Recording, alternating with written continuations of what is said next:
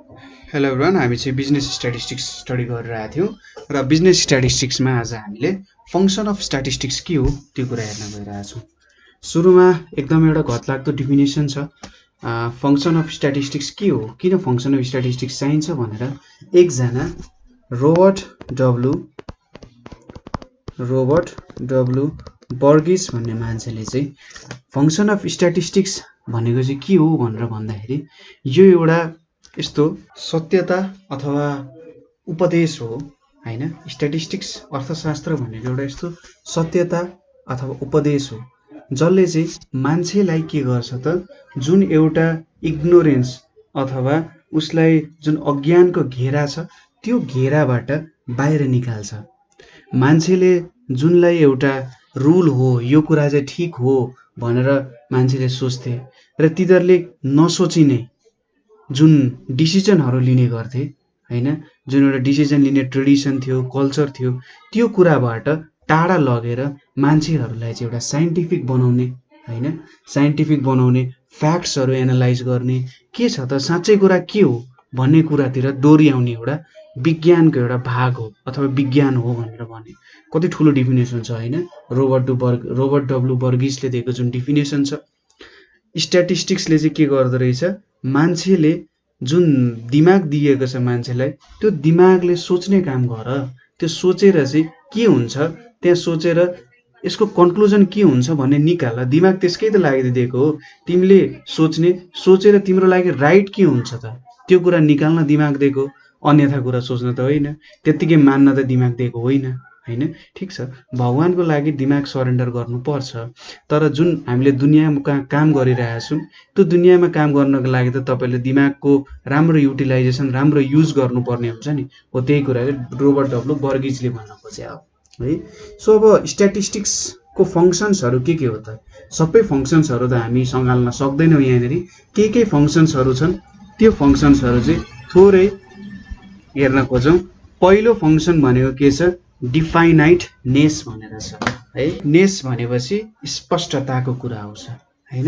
डिफाइनाइटनेस भनेपछि निर्धारित, स्पष्ट हैन, स्थिर जस्तो कुरा आउँछ। सो यहाँनिर स्पष्ट हुनुपर्छ भनेर भनिन्छ। जस्तै केही कुरा हुन्छ, कुनै पनि वाक्य, कुनै पनि कुरालाई तपाईँले के गर्न सक्नुहुन्छ,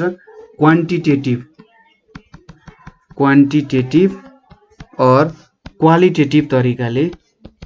क्वालिटेटिभ तरिकाले फर्ममा तपाईँले रिप्रेजेन्ट गर्न सक्नुहुन्छ। ठिक छ।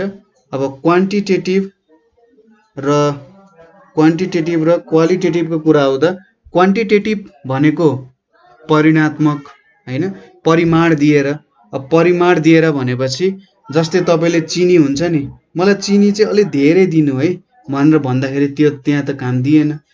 ठिक छ, चिनी मलाई दिनु भनेर जब तपाईँले भन्नुहुन्छ, तपाईँले त्यहाँनिर परिमाणको कुरा आउँछ, 1 केजी चिनी, 2 केजी चिनी भनेर आउँछ नि। तर जब क्वालिटीको कुरा आउँछ, क्वालिटी भनेको चाहिँ गुण कस्तो छ हैन, त्यसलाई क्वालिटेटिभ तरिकाले डिस्क्राइब गर्नु भनेको गुण डिस्क्राइब गर्नु।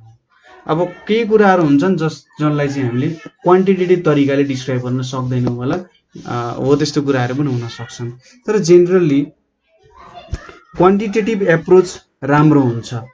क्वान्टिटेटिभ एप्रोच किन राम्रो हुन्छ त भन्दा, क्वान्टिटेटिभ एप्रोचमा कुनै एउटा म्याग्निट्युडको फर्ममा रिप्रेजेन्ट गरिन्छ। ठिक छ, जुन स्ट्याटिस्टिक्स छ यो एउटा क्वान्टिटेटिभ एप्रोच हो, यो याद गरेर काम गरौँ है। क्वान्टिटेटिभ एप्रोचमा हरेक वस्तुको केही न केही म्याग्निट्युड हुन्छ। जस्तै म 25 वर्ष भयो होला, तपाईँ 30 वर्ष हुनुभयो हैन, एक्जाम्पल हो, तपाईँ भर्खरै यङै हुनुहुन्छ नि, तपाईँ 30 वर्ष हुनुभयो अरे सपोज गरौँ ल, भनेपछि म्याग्निट्युड आयो नि त त्यहाँनिर। अब तपाईँ र मेरो एज कम्पेयर गर्न मिल्यो नि त हैन, तपाईँ मभन्दा जेठो हुनुभयो, म्याग्निट्युड भयो, एउटा म्याग्निट्युड छ यहाँनिर। म्याग्निट्युड भनेको सर्टेन भ्यालु छ। म्याग्निट्युड भएपछि हामीले त्यहाँनिर के गर्न मिल्छ त, कम्पेरिजनहरू गर्न मिल्छ।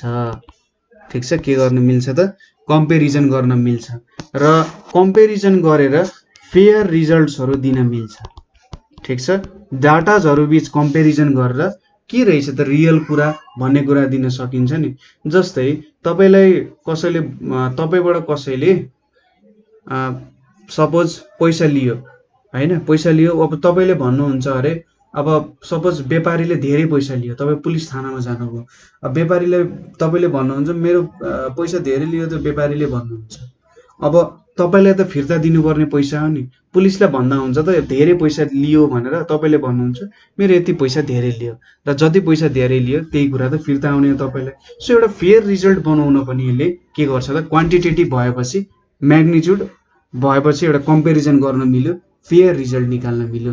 तर यदि क्वालिटेटिभ तरिकाले डिस्क्राइब गरिएको थियो भने यो कुराहरू गर्न सकिँदैन थियो, किनभने क्वालिटेटिभमा म्याग्निट्युड हुँदैन, म्याग्निट्युड नभए चाहिँ कम्पेरिजन गर्न मिल्दैन, फेयर रिजल्ट्सहरू सर्टेनली निकाल्न मिल्दैन होला हैन। हो त्यस्तो कुराहरू आउन सक्छन् यहाँनिर। जस्तै नेपालको 2010 मा पर क्यापिटा इन्कम भनेको $500 थियो र 2014 मा पुग्दा यसको भ्यालु भनेको $1100 भयो हैन। यहाँबाट हामीले कम्पेरिजन गर्यौं नि, 2010 भन्दा 2014 मा चाहिँ बढ्या रहेछ है, $600 बढ्या रहेछ है भन्ने कुरा हामीले थाहा भयो, र्यापिडली इन्क्रिज भइरहेको रहेछ। तर तपाईले कसैले भन्नु 2014 देखि 2010 देखि 2014 सम्म नेपालको पर क्यापिटा इन्कम एकदम र्यापिडली राइज भइरहेछ भन्दा मिठो भएन नि। कतिले राइज भइरहेछ भन्ने कुरा थाहा हुन मन हुन्छ मान्छेलाई हैन। मान्छेको माइन्डै एउटा न्युमेरिकल भ्यालु जस्तो गर्न खोज्छ, जहिले पनि कतिले भनेर सोध्न खोज्छ नि। त्यसैले यो कुरा चाहिँ स्ट्याटिस्टिक्सले दिन्छ, ठीक छ। तपाईले के लेख्ने, स्ट्याटिस्टिक्स भनेको एउटा क्वान्टिटेटिभ मेजरमेन्ट हो। क्वान्टिटेटिभ भएपछि यहाँ यसमा एउटा म्याग्निट्युड आयो, म्याग्निट्युड आएपछि हामीले यसलाई कम्पेयर गर्न सक्छौं, कम्पेयर गरेर हामीले फेयर रिजल्ट्सहरु निकाल्न सक्छौं हैन। र यो एउटा एक्जाम्पल दिँदा पनि हुन्छ, तर क्वालिटेटिभमा त्यस्तो काम गर्न सकिँदैन। र स्ट्याटिस्टिक्स भनेको चाहिँ एउटा क्वान्टिटेटिभ डिस्क्रिप्सन हो, न कि क्वालिटेटिभ डिस्क्रिप्सन। त्यसैले यो चाहिँ डिफाइनाइट हुन्छ, स्पष्ट कुराहरु हुन्छ यहाँनेरि, लरतरो कुरा हुँदैन हैन। हो त्यही भएर यो चाहिँ डिफाइनाइट भयो। अर्को कुरा आउँछ कन्डेन्सेसनको कुरा, ठीक छ। कन्डेन्सेसनको कुरा अब के हुन्छ त भन्दा, जस्तै तपाईले हरेक नेपाली नागरिकको पर क्यापिटा इन्कम कति हो भन्ने कुरा थाहा पाउन मन लाग्यो, सबैको डाटाहरु टेबलमा लेखेर त काम छैन।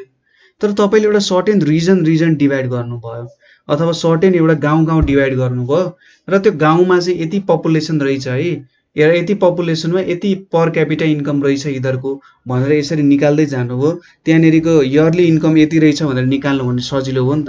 सो स्ट्याटिस्टिक्सले चाहिँ तपाईले डाटालाई कन्डेन्स गर्ने भनेको सानो फर्ममा लेख्ने काम गर्न सक्छ। लार्ज भोल्युम अफ डेटालाई, लार्ज भोल्युम अफ डेटा छ, लार्ज भोल्युम अफ डेटालाई चाहिँ तपाईले टेबल्सहरुको फर्ममा कन्डेन्स गरेर लेख्न सक्नुहुन्छ हैन। टेबल्सको फर्म, यसलाई चाहिँ ट्याबुलर फर्म भनेर पनि भन्छ। सो यो कन्डेन्सेसन गर्न सकिन्छ डेटालाई एउटा ट्याबुलर फर्ममा सर्टेन हेडिङ्सहरु दिएर तपाईले कन्डेन्स गर्न सक्नुहुन्छ। त्यसैले यो कन्डेन्सेसन पनि एउटा यसको इम्पोर्टेन्ट फंक्सन हुन गयो। त्यसपछि आउँछ कम्पेरिजनको कुरा, ठीक छ। तौलिन अथवा एकअर्कासँग कम्पेयर गर्न सक्ने कुरा हैन। जस्तै मैले भने तपाई मभन्दा धेरै राम्रो हुनुहुन्छ भनेर मैले भने, अब कति राम्रो हैन, हुन सक्छ उ भनेको स्वर्गको अप्सरा नै हुन सक्छ हैन। तर एक्ज्याक्टली कति राम्रो भन्ने कुरा त हामीले कम्पेयर गर्न सक्दैनौं हैन। सो कुन कुरा एक्ज्याक्ट छ, जस्तै मैले भने कि यहाँनेरि जति केजी चिनी छ त्यति नै केजी नुन छ भनेर मैले भने के हुनुपर्छ, तिनीहरुको क्वान्टिटी सेम हुनुपर्छ। अथवा मैले भने कि यो पानी नुनिलो छ, त्यो पानी गुलियो छ भनेर मैले भने अरे, त्यति बेला यिनीहरु डिसिमिलर कुराहरु भयो नि। सो सिमिल्यारिटी र डिसिमिल्यारिटी थाहा पाउनको लागि एउटै छ कि भिन्नै छ भन्ने कुरा थाहा पाउनको लागि कम्पेरिजन चाहिन्छ हैन। कम्पेरिजन किन चाहिन्छ, टु नो सिमिल्यारिटी और डिसिमिल्यारिटी, ठीक छ। यो कुराको लागि हामीले के चाहिन्छ त, कम्पेरिजन भन्ने कुरा चाहिन्छ। र statistics works on comparison, statistics हाम्रो स्ट्याटिस्टिक्स जुन छ यो चाहिँ वर्क्स अन कम्पेरिजन, जहिले पनि कम्पेरिजनमै काम गरिरहेको हुन्छ हैन। डाटाहरु कम्पेयर गरेर काम गरिरहेको हुन्छ। जस्तै हामीसँग के हुन्छ, डाटाहरु हुन्छ, धेरै विभिन्न समयहरुको विभिन्न डेटाहरु हुन्छ र हामी तिनीहरूलाई चाहिँ फिगर्सहरूमा लेखेर हैन विभिन्न फिगर्सहरूमा एक्सप्रेस गरेर के गर्छौं त त्यो डाटाहरूलाई कम्पेयर गर्ने काम गर्छौं। जस्तै के हुन सक्छ भन्दा 2069 सालमा नेपालको साक्षरताको दर भनेको 48% थियो र 2070 सालमा चाहिँ के भयो त साक्षरता 56% भयो। भनेपछि अब यहाँनिर यो डाटाहरू कम्पेयर गर्न मिल्यो नि हैन। अब के भन्न सकिन्छ, सपोज 69 सालमा थोरै थियो हैन, लिटरेसी रेट साक्षरताको दर थोरै थियो र 70 सालमा बढ्यो, वात्तै बढ्यो भनेर भन्न सकियो अरे। कति बढ्यो, कसरी बढ्यो हो त्यस्तो कुरा त हामीले भन्न सकिनौं नि।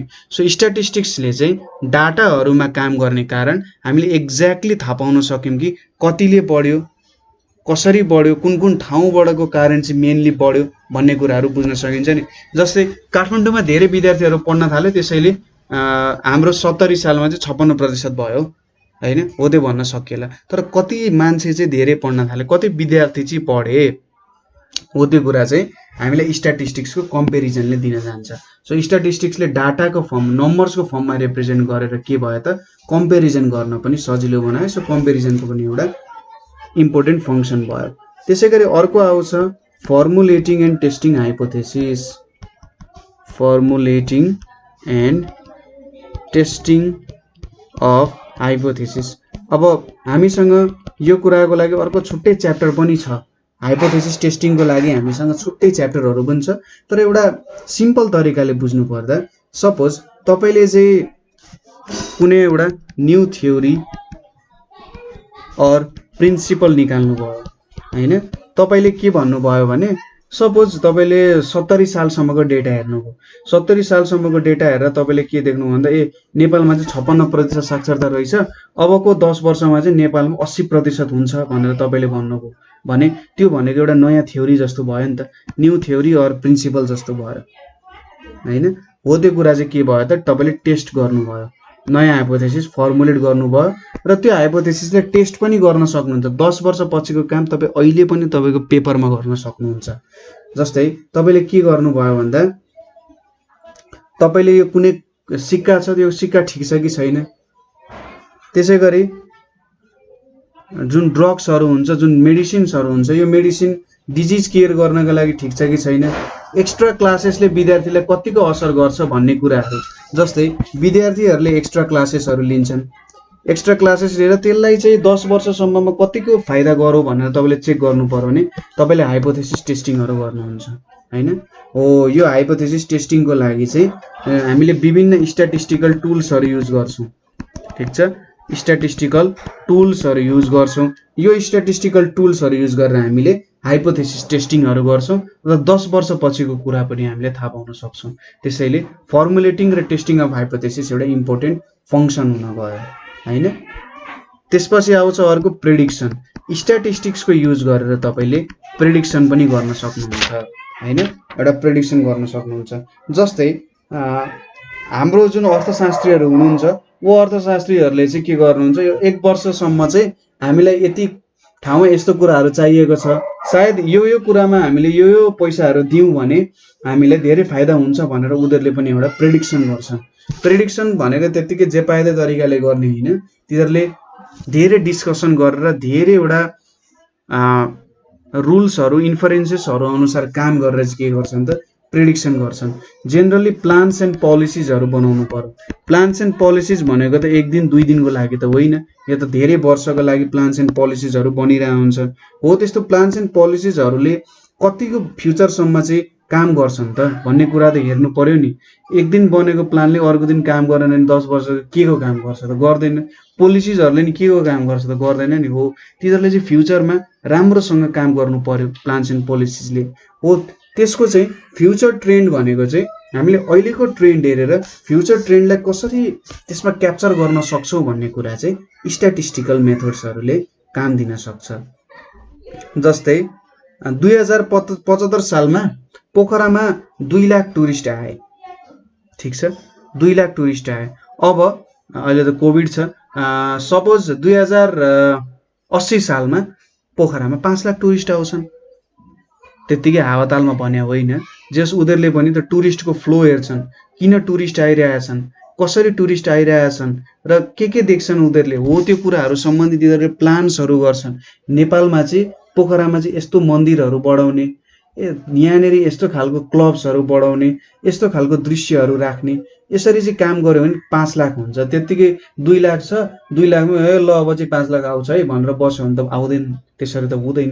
त्यहाँनिर उनीहरूले टुरिस्टको फ्लो अनुसार के मनपर्छ त, हो त्यो कुराहरू। उनीहरूले 5 लाख भन्नुको मतलब यो होइन कि 5 लाख आउँछन्, उनीहरूलाई चाहिँ 5 लाख ल्याउने चाहिँ हो। ठिक छ, उनीहरूले 5 लाख टुरिस्ट चाहिँ ल्याउन सक्ने खालको प्लान्स एन्ड पोलिसिज डेभलप गर्छन् 2080 सालसम्ममा भन्न चाहिँ खोजे हो। ठिक छ, सो फ्युचर प्रिडिक्सन गर्नको लागि प्लान्स एन्ड पोलिसिज राम्रो तरिकाले बनाउनु पर्यो।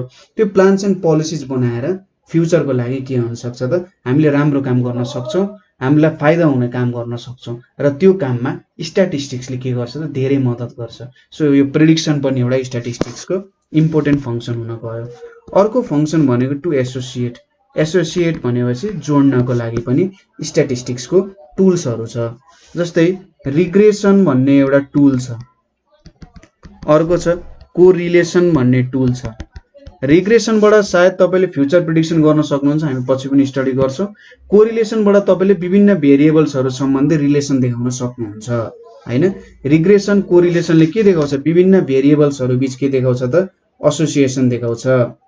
कोरिलेसनले लिनियर रिलेसनशिप देखाउँछ र रिग्रेसनले चाहिँ के गर्छ त, दुईटा अथवा दुईटा भन्दा ज्यादा भेरिएबल्सहरू छन् भने तिनीहरू बीच कस्तो खालको रिलेसन छ भनेर देखाउँछ हैन। जस्तै इन्कम र एक्सपेन्डिचर अफ अ फ्यामिली चाहिँ कोरिलेसनले मेजर गर्छ, र कति चेन्ज हुन्छ एक्सपेन्डिचरमा, इन्कममा चेन्ज भयो भने एक्सपेन्डिचरमा कति चेन्ज आउँछ त्यो कुरा चाहिँ रिग्रेसनले मेजर गर्छ हैन।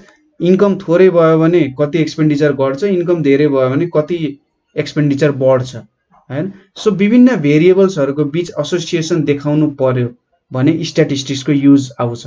सो एसोसिएट गराउने, भेरिएबल्सहरूको बीच विभिन्न एसोसिएसन देखाउनु पनि एउटा स्ट्याटिस्टिक्सको इम्पोर्टेन्ट के हो त, फङ्सन हुन जान्छ।